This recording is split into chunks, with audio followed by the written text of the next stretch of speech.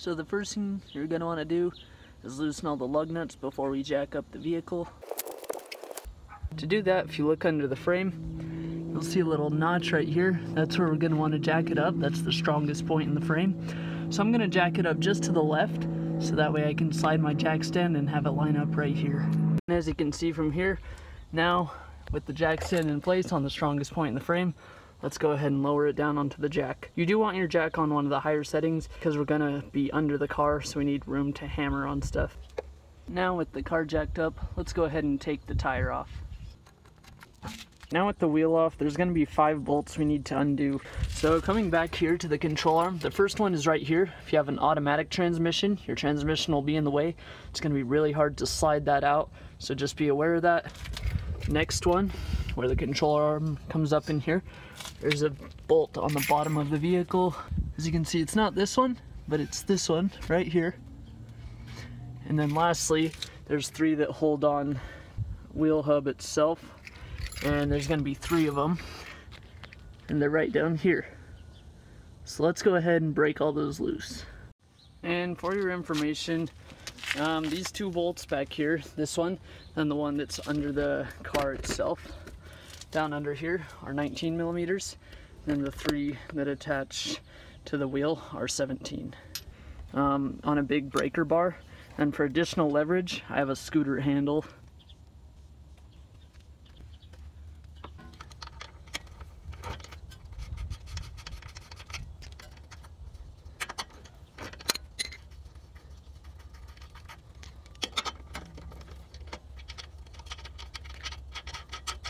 Coming down here, as you can see, I separated the knuckle from the wheel.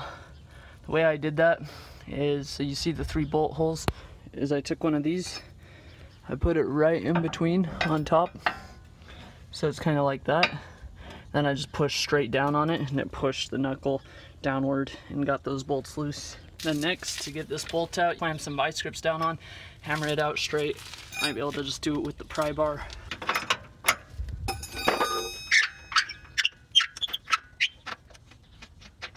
Let's get this last bolt out. So as I mentioned, it's not this one, but it's the one actually holding the knuckle in place. So upon loosening the bolt down here, it wasn't going. Then I realized there's a nut holding it on top. So what I did is I wedged a wrench so it'll hold it tight while I loosen it from the bottom.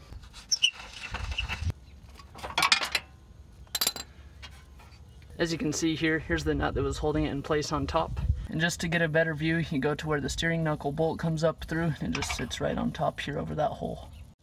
And after a little bit of wiggling, we finally got it. There's the bolt that's going to go up on the bottom. Here was the nut that was sitting on top. And the next, we want to get this side out. As you can see, there's no good way to reach in there and grab it. So what I did is I slid a crowbar in between here, and I'm pulling it straight out towards me. We're going to go ahead and try to wiggle that out.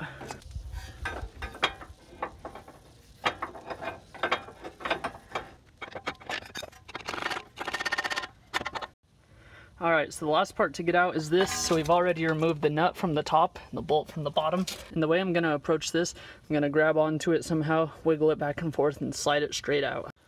Alright, then after wrestling with it for a good 10 minutes, I got it close. And I found the trick. What you got to do is you tilt it towards you at this angle. So you go like that, and you pull straight out. What I ended up doing is jacking this up a little bit. You got to be careful because, you know, that could easily slip, fall down if your head's under there, or your hand, it could hit really hard. But the reason I did this, that way the control arm was underneath and I'd have more leverage to wiggle it around. Alright, and while I'm down here, I'm going to take a copper wire brush, and we're going to go ahead and just clean out all the rust, so that way the other one will slide in a bit more easy, and that way there's not all that dust built up in there. And looking at the 2 side by side, as you can see, they're nearly identical. The only thing that looks a little different, but it should be fine, is the bushing looks a little bigger on this one. The reason I'm replacing it is I actually got into an accident. I kind of slid and it slammed my tire into a divider. Thankfully it was a low profile divider, so it only hit the wheel, not the car itself. And as you can see here, this whole surface is smooth. And there's a little lip right here, whereas this one, it's smooth, and it dents inward. So what that did is it crumpled in and dented down that control arm. It's kind of hard to see on camera, and so the steering was just really off, and these are only about $54. Alright, then let's go ahead and install the new one. It can only go in one way, so this is going to go in the back. We're going to put that piece in first, then we're going to do this little joint, then we're going to do these 3 bolts. And the only thing you want to be careful of, if you bought a left and a right one, they are particular, so just be aware of that. The driver's side goes on the driver's, the passenger goes on the passenger side, and they will be inverses of each other.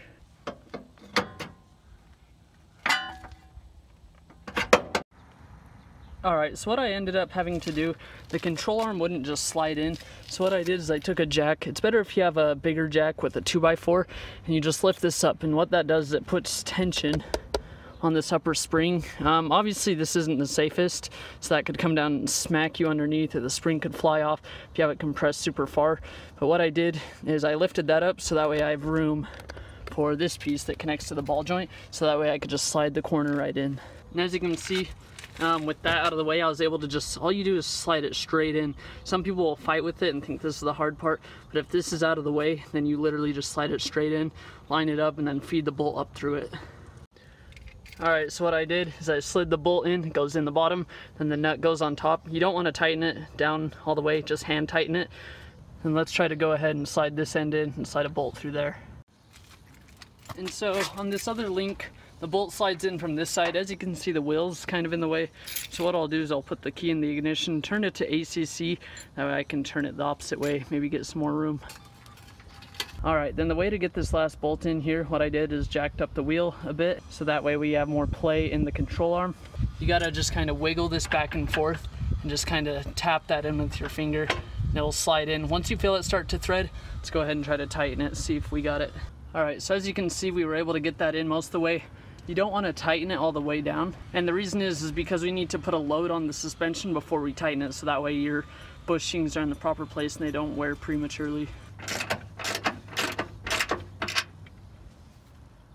Alright, then let's tighten the other bolt now. So the way we're going to tighten the bolt that we did back here, if you remember, there's a nut on top and a bolt on bottom.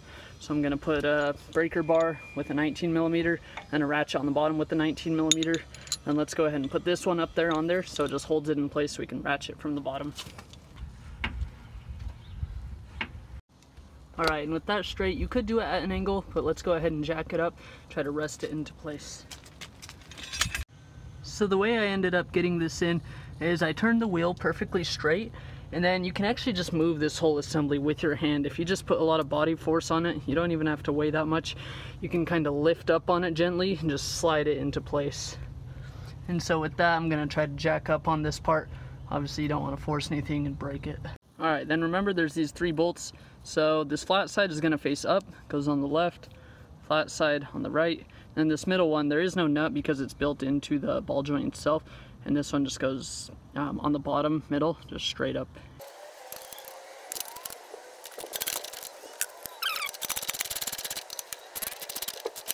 And then once I did these 2 side ones, I didn't do them too tight. What that does is it brings this top middle one down so it's flush, so this one will thread in easily. Alright, so what I found on the Celica form, this is the bottom 3 bolts that attach to the ball joint. Those are going to be 66 foot-pounds. So what you want to do is take your torque wrench, go ahead and tighten those 3 down to the proper spec. It is a 17mm bolt. Alright, and lastly, we need to torque down these 2 bolts holding in the control arm. There's this side one right here, as well as the bolt with the nut that goes here vertically. So to do that, we actually want to straighten out the wheel, reattach the tire, and put a load on the suspension, so that way when we torque them down, they'll be kind of in place, so that way the bushings don't wear prematurely. So first, to do that, go ahead and straighten your wheel. Go ahead and put your tire back on. Alright, with the car now back on the ground, let's go ahead and torque down the bolts to the proper spec, and then let's torque down the 2 bolts with the control arm. So online, the spec said 116 pounds for the 2 bolts, the point where it feels secure like when I first took it off. And if you look closely under there, I put the wrench on. Now I'm going to go ahead and tighten it and torque it down. Alright, then lastly, let's go ahead and torque down this last bolt. So what I did is I attached the wrench to it, then have this extra breaker bar. It's the handle of the scooter. Let's tighten that.